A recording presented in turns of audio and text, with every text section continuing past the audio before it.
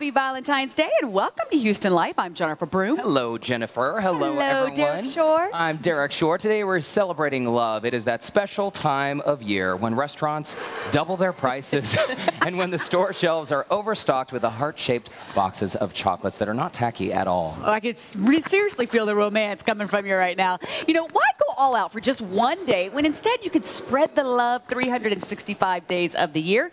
Here with how to make that fairy tale into a reality, our marriage and family therapist, Dr. Viviana Coles. We also have certified sex therapist, Emily De Ayala. Happy Valentine's Day, ladies. Happy Valentine's Day. You too. So how do you keep that love and romance going? You know, today we're all seeing it. You're going to those overpriced dinners. The pressure's on. Yeah. How do you get it more than just one day? Okay, so ladies, close your ears because this is a tip I give to the guys. Okay. Spend 15 minutes, go through your phone, and set reminders every 4 to 6 weeks to do something nice for your partner. I think what works about Valentine's Day is it's a reminder, but we've got lots of ways to set reminders for ourselves. When you do things throughout the year, it takes a lot of the pressure off just one day. That's a great idea. It works. It works. Guys need that reminder, need that scheduled it's not item just in? guys. It's Yeah. everyone who's busy. And face it, everyone is super busy. So whether it's reminding yourself to be more affectionate, reminding yourself to pay a compliment, it's okay. As long as you do it, it counts. It does. And Dr. Coles, this also applies, I mean, Emily, I loved your tip, but this should also apply to women too. Should women be setting these reminders to do something for their partners or husbands? Absolutely. I think a lot of times women seem to want to be the ones that are pursued and the ones that are given things and given affection. Yeah. But if you find that every once in a while you need to ask yourself, am I giving affection to my partner in the way that they love? Am I showing them love? You know, find your fifth love language, the one that's primary to you, so that you can go ahead and make sure you're speaking that. Set a reminder for that. Okay, but this sounds like, you know, how you schedule your workout. You know, you're scheduling romance. Doesn't that take some of the spontaneity out? You do this all the time. When you get your workout done at 5 a.m., you feel great. You feel productive. You get it done. And at the end of the day, you're already checking that box off. And you feel good the rest of the day. A lot of times, if you get it done at the beginning of the day, whatever it is that's important to you, it's going to create a positive energy for the rest of the day. And I always remind people that when you were dating, everything was scheduled. You just didn't call it that, but you knew Friday night was rolling around. You know, put on maybe new lingerie or extra spritz of cologne. I mean, that date is approaching with positive anticipation. The same feeling can apply if you schedule things once you're already married, but instead people have a negative connotation. Ladies, one of the tips that you provide here is, I think, really interesting, but sort of basic. Tap into romance by asking your partner questions. It seems like a very simple thing to do, but explain what you mean by that. So what I mean by that is to go ahead and find out, what is your partner going through right now? Check in. Are they fearful about anything? Are they struggling with any relationships outside of yours? Are they feeling financially sound? Are they struggling with any partnerships at work?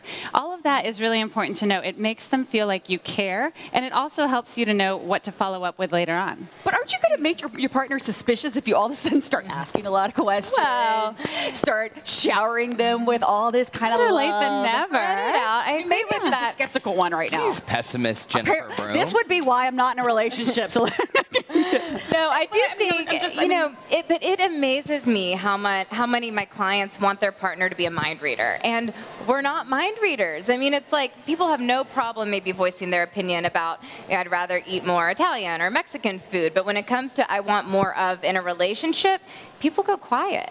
And I think it's a vulnerability issue, but you have to ask your partner or tell them what you want and ask them what they want. Well, and also, I mean, aren't we sort of tapping into what happens when people have been together for such a long time? We all get sort of complacent, right? Yeah. And when you fall in love with someone, you truly have a curiosity about them, right? So this is just a tool to really reconnect with your partner along the way, right? I agree. I think that, you know, as humans, we evolve, we change over time. We are not stagnant. So you want to get to know your partner again and again throughout the years. I mean, who you were at the beginning of your relationship is going to be different, you know, 5, 10, 20 years down the line. And even in the same month, you know, you start off with a big project or a big deadline, and your partner shares that they're stressed out about it. ask them a couple weeks later how everything's going and if it went well and what they would do differently and how you can support them through the stressful time. But what if you ask your partner, you're generally trying to be engaged, and all you're getting is, it's fine, it's okay. You know, you're not, your partner is not responding back to you. Good question. Yeah. A lot of the time when that happens, it's either out of habit or because they're in their heads. So you want to ask them to go ahead and, hey, whenever you have a few more minutes, or maybe over dinner tonight or this Friday evening, you know, I want to hear more about this. I can tell you're really distracted right now, and I don't want to add to that, but I am really genuinely interested, and I'd like to hear what's going on. But if you're that person that's giving that fine answer, is it okay to say, hey, that's just take it off the table. That's not something I want to talk about? I think that women are more likely than men when they come home to want to talk about their day, whereas men are a little bit more likely to shut down. So if it's not something that's related to that day or a work project, ask them their wishes, hopes, and dreams for the future. You know, where do you see our family in the next 5 years? You know, talking about that, I think, can also help maintain the curiosity. The person that says fine more often, I've found that what they're trying to do is shield the stress from their partner, and they don't realize that they're typically building a wall. So they think they're doing something really kind and sweet by protecting their partner, but instead they're making them feel like they're not worthy. Oh, interesting. Ladies, what kind of message does it send if the one day of the year when your partner is nice to you is Valentine's Day, and they do a nice gesture, they send you flowers or give you a gift? Well, that's not a good sign. No, I mean, the only time they're overtly sweet to you. I do think that it kind of comes back to what we were just saying. When there is so much pressure put on one day, the expectations are set very high, and rarely are anyone's expectations met when it's all happening at once. So it really is important for the long-term relationship. You know, monogamy does not have to turn into monotony. So you want to keep the spark alive throughout the year. Is it truly, though, that the small things mean a lot? Oh, yes. For example, our producer, Dee, her husband just showed up with flowers. Beautiful. She's over there dancing. And I thought it was the sweetest thing that not only did he send her flowers, but he brought them to her himself. And it was a surprise. Yeah. You know, I do think that went a long way. Leaving a little sticky note or, you know, little small gifts can mean a lot more. A lot of times it's the thoughtfulness than the dollar amount that you spent on a gift. Well, and taking it from in here, because a lot of us have that loving thought for our partner or wish that we could hug them, but then taking the time and that extra energy to go ahead and do it and do the sticky note and give the hug, that's where people get caught up.